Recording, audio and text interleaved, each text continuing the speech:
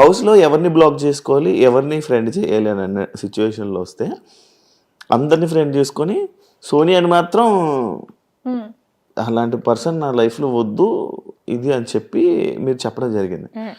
కానీ మీరు సోనియా పెళ్ళికి వెళ్ళారు, ఎలా అది నాకు అర్థం కాల. నేను ఫస్ట్ ఆఫ్ ఆల్ వాళ్ళు మాకు చెప్పింది ఏంటంటే మీరు ఫాలోలో మినిమం ఒకటి పెట్టేసి ఎంతమైందనే పెట్టొచ్చు, బ్లాక్ లో 100% ఖచ్చితంగా ఒక్క ఉండాలి అని చెప్పారు. అండ్ బిగ్ బాస్ చెప్పిన మాట ఏంటంటే మీరు ఎవరిని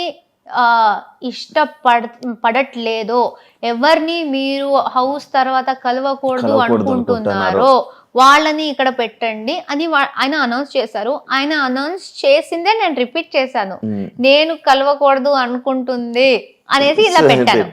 కానీ అది అక్కడ ప్రక్రియ చేయాలి. సో ఉన్న వాళ్ళలో నేను అందరినీ పెట్టలేదు, నేను 7 or 8 మెంబర్స్ నే పెట్టాను. అంటే ఈమెను మెన్షన్ చేశారు కదా, లైక్ ఎవరినైనా కలుస్తాను కానీ ఈమెను అయితే ఎవరినైనా కలుస్తాను అని చెప్పలేదు. బట్ అది ఎంత వచ్చిందో తెలీదు. ఐ సెడ్ కొంతమందిని పెట్టేసి వీళ్ళతో నాకు మంచి బాండ్ వచ్చింది, వీళ్ళని పక్కాగా కలవాలి అనుకుంటున్నా, ఎందుకంటే ఈ బాండ్ కంటిన్యూ అయితే చాలా బాగుంటది అనిపిస్తుంది. బట్ అలానే అప్పుడే ఆమె మళ్ళీ హౌస్ బయట నుంచి వచ్చి మళ్ళీ నామినేషన్స్ లో నాకు చాలా గట్టిగా చాలా చాలా నెగిటివ్ గా మాట్లాడింది. సో అక్కడ ఉన్న వాళ్ళలో నేను ఖచ్చితంగా ఒకరిని పెట్టాలి అంటే నేను సోనియాని పెట్టాను. అండ్ చెప్పేది కూడా బిగ్ బాస్ ది వాయిస్ దే నేను క్యాచ్ చేసి అదే విధంగా చెప్పాను కాబట్టి ఇట్ వాస్ లైక్ నేను పుడికి కలవను ఈ అమ్మాయినే అనేసి ఉంది.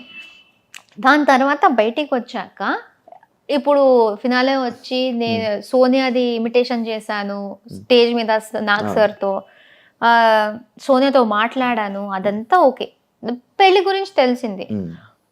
నేను అన్నాను నేను వెళ్ళను, ఎందుకంటే బాగుండదు, ఇప్పుడే అది బ్లాక్ అంతా అయింది, ఎంత నేను అది ఒక బిగ్ బాస్లో చెయ్యాలి అనుకున్న ప్రక్రియ అని నేను ఎంత చెప్పినా అది బాగుండదు. ఎందుకంటే డెఫినెట్లీ ఎవరో ఒక్కరైనా వస్తారు, నువ్వు బ్లాక్ లో పెట్టావు కదరా ఎందుకు అంటే ఫేక్ గా ఉన్నావా అలా వచ్చేస్తుంది. బ్లాక్ లో నేను జస్ట్ పెట్టాలి ప్రక్రియ కాబట్టి పెట్టాను. సో నేను చెప్పాను, నేను శ్రీపద్కి చెప్పాను, మా నాన్నకు చెప్పాను.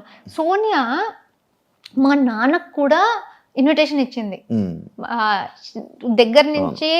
యశ్వీర్ అండ్ సోనియా ఇద్దరు నాన్నని పిలిచారు, శ్రీపద్ని పిలిచారు, నేను బయటకు వచ్చినప్పుడు నన్ను పిలిచారు. అది బ్లాక్ గురించి టెలికాస్ట్ అయిన తర్వాత కూడా సోనియా నాకు పర్సనల్ గా మెసేజ్ చేసి ప్లీజ్ పెళ్ళికి రా, నీకు వీలైతే రా, నువ్వు శ్రీపద్ రా అన్నారు. సో అక్కడ లోపల ప్రక్రియ గురించి నేను అది నిజంగా నాకు కొన్ని ఆమె నాకు నామినేషన్లో చెప్పింది అదంతా నచ్చలేదు, నేను ఆ వేలో పెట్టాను. బట్ పాపం ఆమె ఆ బ్లాక్ చూసి కూడా పిలుస్తుంది. అండ్ మా నాన్న శ్రీపద్ కూడా ఏం కాదులే ఇట్స్ ఓకే, అది బిగ్ బాస్ అని లైక్ అర్థం చేసుకుంటారు, ఎందుకైంది వెళ్దాం రా, వెళ్ళి అందరినీ కలిసి చేసి వచ్చేద్దాం పర్లేదు అంటే వెళ్దాం. కే బ్యాచ్ మొత్తం గ్రూప్ గేమ్ ఆడారు అని చెప్పి ఒకటి బయట స్ప్రెడ్ అవుతుంది, బయట జనాలందరికీ అలా ఒకటి క్రియేట్ చేశారు. దానికి మీరు ఏం చెప్పాలనుకుంటున్నారు? నేను ఇంట్లో మాట్లాడేది ఏ భాష? తెలుగు, తమిళ్. ఎక్కడ? Mother tongue Tamil. అవును, దీని గురించి యాక్చువల్ డిస్కషన్ కూడా వచ్చింది. సో నేను తమిళ్, నేను ఏ రకంగా కే బ్యాచ్ అవుతా? అది నా ఫస్ట్ క్వశ్చన్. ఎవరెవరు నన్ను కూడా కే బ్యాచ్ అని పెట్టారో, ఫస్ట్ ఆఫ్ ఆల్ అలాంటిది లేదు. ఎవరు స్టార్ట్ చేశారో వాళ్ళు దేనికి స్టార్ట్ చేశారు, ఎవరిని సపోర్ట్ చేయడానికి స్టార్ట్ చేశారు అని ఎవరికి తెలుసో వాళ్ళకి తెలుసు. కానీ ఆ కే బ్యాచ్ పక్కన పెడితే నేను ఎందుకు దాన్ని వస్తున్నా? అంటే నేను తమిళ అమ్మాయి. మీరు అందరూ లైక్ ఎలా అంటే ఒక గ్రూప్ లో కూర్చొని ఈరోజు జీని నామినేట్ చేయాలి, ఏ నామినేట్ చేయాలి, ఫస్ట్ ఆఫ్ ఆల్ నామినేట్ చేయాలి అని మాట్లాడుకున్నారంట కదా. ఇది ఎప్పుడు జరిగింది? ఏది? మేమందరూ క్లాన్స్ లో ఉన్నప్పుడు క్లాన్స్ లో మనల్ని కాపాడుకోవాలరా గ్రూప్ క్లాన్స్. అదే క్లాన్ అంటే మేము ఈ గేమే క్లాన్ లో ఆడాలి. మా క్లాన్ లో నంబర్ తక్కువ అయిపోతే నెక్స్ట్ వీక్ గ్రూప్ గేమ్ లో పవర్ ఉండదు. ఎందుకంటే గ్రూప్ మొత్తం ఎదుటి వాళ్ళు మా దాంట్లో నుంచి 8 ఉన్నాం వైల్డ్ కార్డ్స్ వచ్చినప్పుడు. సీత మణికంఠ ఇద్దరు వెళ్ళిపోయారు. మా దాంట్లో 6 ఉన్నారు, వాళ్ళ దాంట్లో 8 ఉన్నారు. మళ్ళీ ఒకరు మన వాళ్ళే మా మీదే వేసుకుంటే మేము వెళ్ళిపోయే ఛాన్స్ ఉంది. వాళ్ళు 8 ఉంటారు, మేము 5 ఉంటాం. గ్రూప్ గేమ్ ఆడాలంటే వాళ్ళకి పవర్ ఉంది, మాకేం లేదు. సో బిగ్ బాస్ చెప్పింది క్లాన్ గేమే. బిగ్ బాస్ 8 అనేది క్లాన్ గేమే. సో మేమేమనుకున్నాం, అక్కడ నబీల్ కూడా ఉన్నాడు. ఇట్ ఈస్ ఈజీ, కానీ అక్కడ మాట్లాడుకున్న దాంట్లో నబీల్ ఉన్నాడు. నబీల్ ని కూడా కే బ్యాచ్ లో పెడుతున్నారా? ఆ భాషది ఎందుకు వస్తుందో నాకైతే చాలా ఇరిటేట్ అవుతుంది. ఎందుకంటే అందరూ తెలుగు బిగ్ బాస్ కి వచ్చాం, బట్ ఈ సీజన్ మొత్తం ఇదే నేమ్ నడిచింది మొత్తం లాస్ట్ వరకు. అలా చూస్తే మీరు ఇండస్ట్రీ వాళ్ళని బ్లేమ్ చేయండి. ఇప్పుడు అక్కడి నుంచి కర్ణాటక నుంచి ప్రొడ్యూసర్స్, డైరెక్టర్స్ వాళ్లే కదా కన్నడ వాళ్ళని తీసుకొచ్చి ఇక్కడ పని ఇప్పిస్తున్నారు, ఇక్కడ పని చేస్తున్నారు. ఇక్కడ పని చేసి తెలుగు ఆడియన్స్ కి నచ్చితేనే కదా వీళ్ళు పాపులర్ అయ్యారు. ఆ నచ్చితేనే కదా బిగ్ బాస్ వాళ్ళు కూడా అప్రోచ్ అయ్యి వీళ్ళు బాగున్నారు అని పెట్టారు. మీ షో కేబీకేజీ తర్వాత మీకు మీ టాస్క్ లో అక్కడ బాగా ఆడి మీ పర్ఫార్మెన్స్ నచ్చి మీకు మంచి ఆఫర్ వచ్చింది అంటున్నారు, రైటేనా? నిజమేనది? తెలీదు. కేబీకేజీలో మీ పెర్ఫార్మెన్స్ చాలా బాగుందండి, టాస్క్లు బాగా ఆడేవాళ్ళం, కొంచెం ఫుల్ యాక్టివ్, చాలా బాగా ఆడుతున్నావు టాస్క్లు అని అన్నారు. టాస్క్స్ అంటే చాలా ఇష్టం కదా. అక్కడ కూడా బాగా ఆడే, ఫస్ట్ ప్రతిది వెళ్ళిన దాన్ని ప్రతి ఒక్కటి గెలిచేదాన్ని కదా. దానివల్ల ఈ ఆఫర్ వచ్చింది అని చెప్పి విన్నా.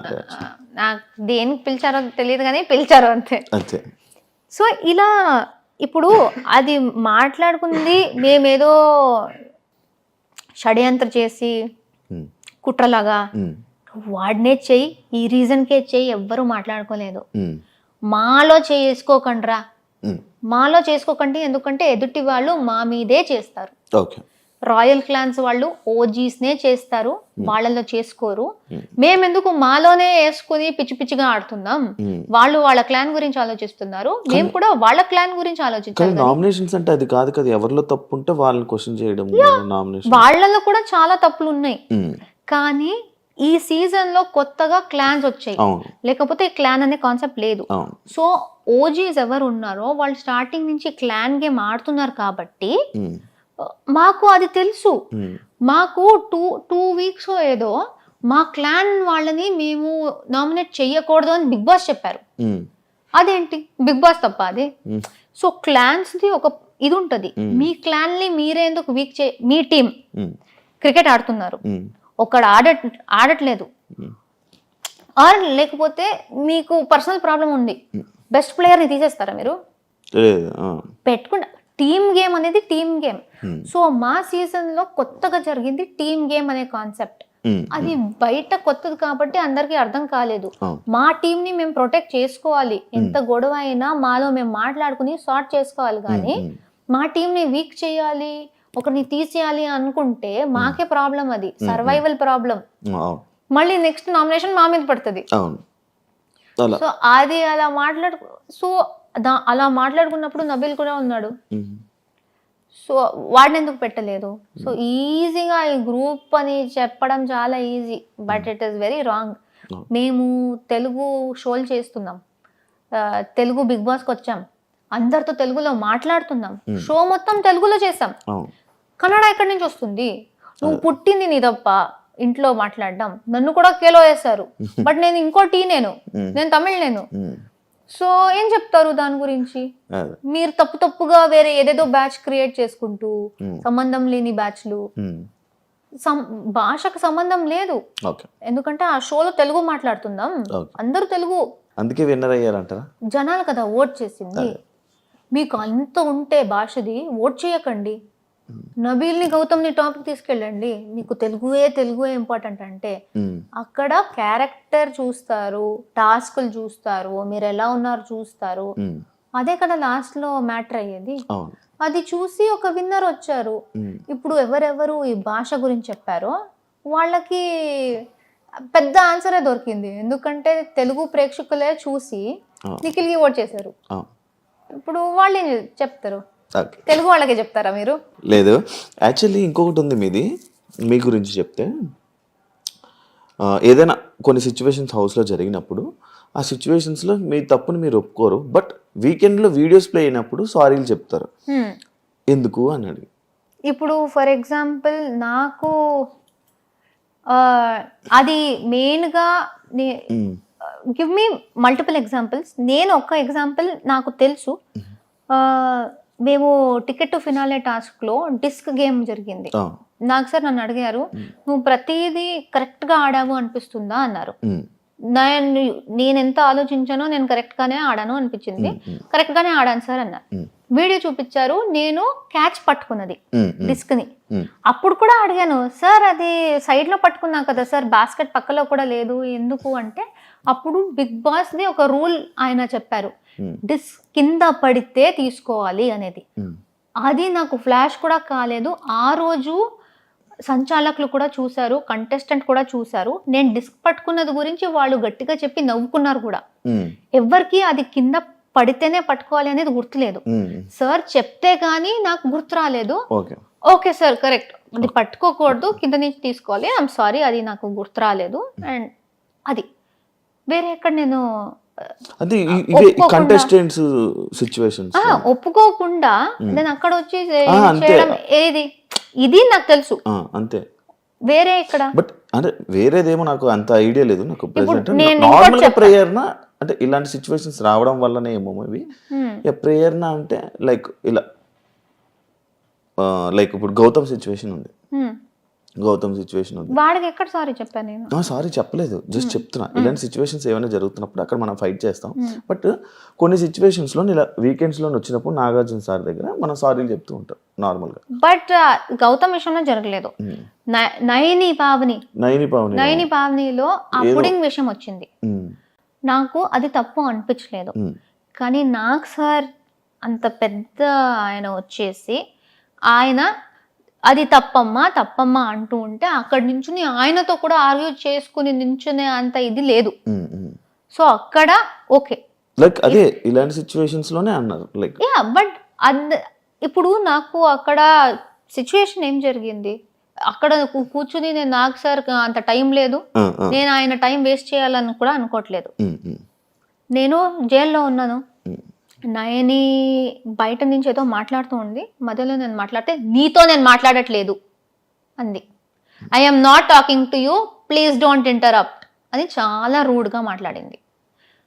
ఆమె నేను అడిగాను, నేను నీతో బాగా మాట్లాడాను కదా, నువ్వెందుకు అంత రూడ్గా మాట్లాడావు, why did you talk to me like that, నువ్వు హరితేజ అక్కతో నువ్వు ఫైట్ చేస్తున్నావు కదా, నాకు నచ్చట్లేదు, అందుకే నాకు ఎవరు ఇష్టమో వాళ్ళతో నువ్వు బాలేవు అనేసి నాకు నువ్వు కూడా నచ్చవు అలా చెప్పింది.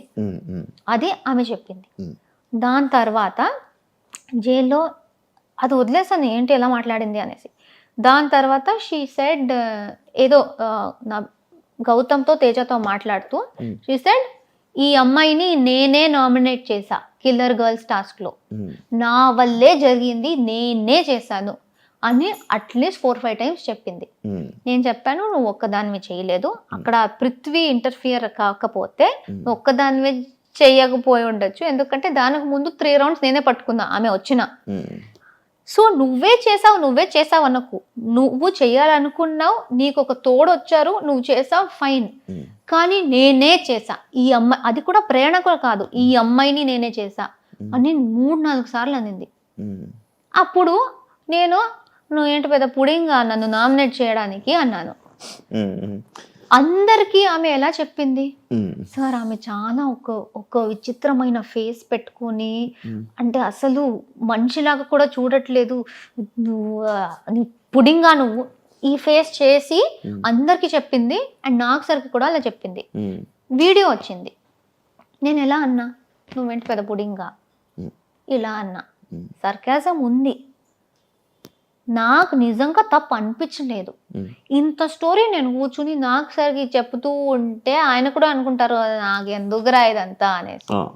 ఆయన అక్కడ చెప్తున్నారు, ఆయన అంత ఆల్మోస్ట్ ఒక 1/2 hour లాగ్ అయింది. అది ఇంకా నేను ఇది డిఫెండ్ చేసుకోవచ్చు, ఇంకెందుకు ఓకే వదిలేస్తే ఆమెకి ఏదో ఫీల్ అయిందంట, ఆమె కూడా డ్రామా చేయాలి అనుకుంది, నాకు ఫీల్ అయింది అంటుంది. ఓకే సారీ చెప్తే నాదేం పోతుంది, సారీ మా నీకు ఫీల్ అయింది ఐఎమ్ సారీ అని చెప్పేశాను. సో డస్ నాట్ మీన్ అక్కడ ఒప్పుకోదు, ఇక్కడ చూపిస్తే ఒప్పుకుంటది, అది కాదు. బట్ ఇలా పోర్ట్రే అంటే ఇది అది పోర్ట్రేస్ గురించి నా కంట్రోల్లో లేదు. ఏదేది జరుగుతుందో నేను దేనికి రియాక్ట్ అయ్యానో నాకు క్లారిటీ ఉంది. మీరు అడిగితే ప్రతి విషయానికి నేను నా పాయింట్ ఆఫ్ వ్యూ చెప్తాను. మీరు దాంతో అగ్రీ చేస్తారో లేదో అది మీ మీద మళ్ళీ.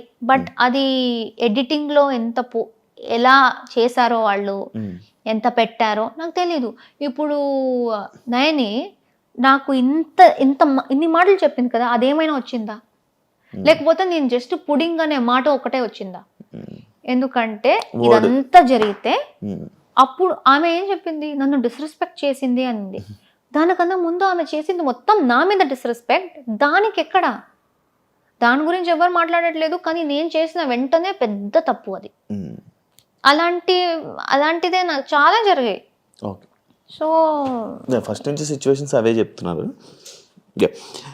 ఇమ్మెచ్యూర్ నబీల్ నుంచి నా డైరీ దాకా మీ క్లోజ్ ఎలా? ఇమ్మెచ్యూర్ అని ఇమ్మెచ్యూర్ నేను ఎక్కడ పర్సనల్ గా మాట్లాడుతున్నప్పుడు జరిగింది.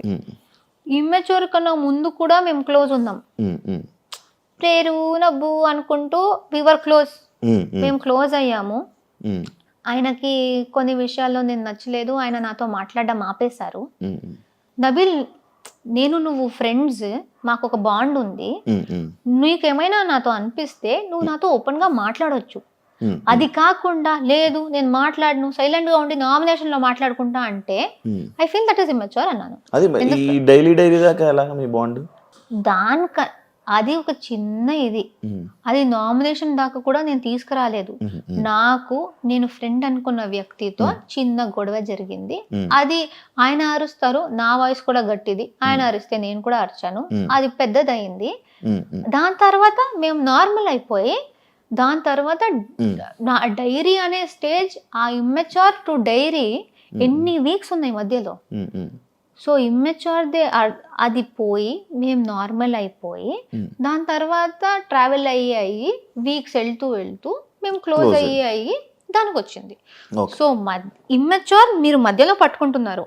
దానికన్నా ముందు ఫ్రెండ్, మంచి ఫ్రెండ్ అయ్యాడు, మధ్యలో అది వచ్చింది, డిస్టర్బెన్స్ వచ్చింది. దెన్ ఇది friend to friend, small disturbance in the middle. పక్కోళ్ళకి ఏదైనా డిస్కషన్స్ చెప్తున్నప్పుడు పక్క వాళ్ళ మీద ఏదైనా లైక్ నామినేషన్స్ దేంట్లో పాయింట్లు మాట్లాడుతున్నప్పుడు విను అని అంటారు. కానీ మీకు పక్క వాళ్ళు ఎవరైనా చెప్తున్నప్పుడు మీరు ఎందుకు వినరు అనేది ఒక క్వశ్చన్ మార్క్ ఉంది. ఎందుకంటే నేను నా బస్లో కూడా చెప్పాను. ఉందా? ఒక్కొక్కసారి నాకు చిన్నప్పటి నుంచే ఇది ప్రాబ్లం. మా అమ్మ నాన్న కూడా చాలా తిడుతూ ఉంటారు.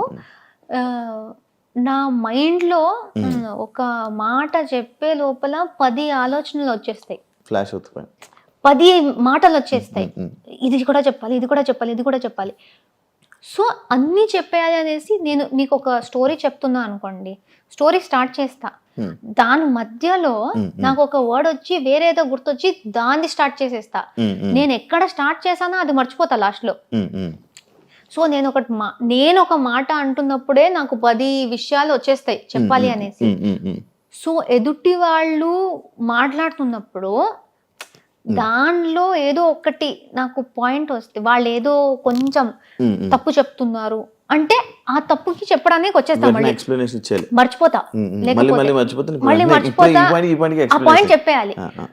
అది ఆర్గ్యుమెంట్ అయినా లేకపోతే నార్మల్ లో మాట్లాడుతున్నప్పుడు కూడా అది అక్కడ ఆర్గ్యుమెంట్స్ కాబట్టి అది నేనేదో వేరే వాళ్ళ మాట విన్ను అని వస్తుంది. కానీ జనరల్ గా మేము ఫ్రెండ్స్ గా మాట్లాడుతున్నా, అది జస్ట్ నాకు ఆ పాయింట్ మీరేదో చెప్తే దాన్ని కనెక్ట్ చేసి ఇంకో పాయింట్ వచ్చేస్తుంది, అది మర్చిపోతానేమో, వెంటనే చెప్పేయాలి అనే దాంట్లో ఆలోచించకుండా అలా చెప్పేస్తా.